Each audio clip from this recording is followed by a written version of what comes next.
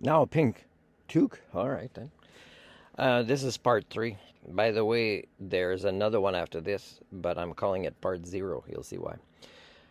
This year I turn 10 years old from 2014, where I decided fully no more on my birthday. No more not being myself and being a victim of HSD to please others or to not have the tools to actually push it away at the cost of everything. Everything I held dear, every people I held dear, losing them by honoring myself and not losing myself. So 10 years old today. It's a great achievement. This month. Today is actually June 2nd, 2024. So what I'm describing now, which is complex and which I understand and can show you the interconnections, has happened many times before. It really has, because you're really predictable and you're really the same everywhere. And there's a concept called cognitive resonance that I can tell you about among every species, including us. And there was a time that I was struggling with an issue with my theory to explain why it was going so fast, the acceleration of HSD during my lifetime. And it wasn't just things like the internet. It was actually a concept that was happening during our collective unconscious, being connected together, let's say through dreaming time, okay? And what happens there, and dreaming time, by the way, is processing the things during the day. And there's hope in this. And if anybody writes a comment, tell me what the hope is in this as a way to maybe not save the species, but save yourselves. Ask me.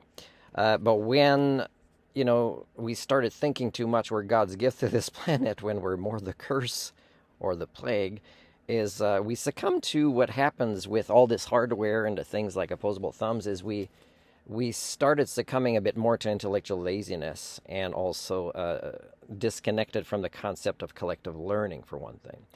And this led to maybe the origins and the beginning of HSD as a way to be the ceiling that we now needed to overcome to actually fully become what the concept of humanism tells us is possible for us, and maybe become really like the connecting brains for a global brain, or to actually go into colonizing space, in a friendly way, not in the ways we've done in the past as a species.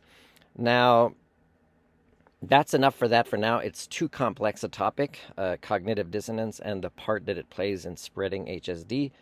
And you don't need to be fully aware of that. But if you ask me what the hope is and how you can control this in your lives, let me know. Okay, so the part zero I'm going to do at the end, number 4, is actually telling you about myself.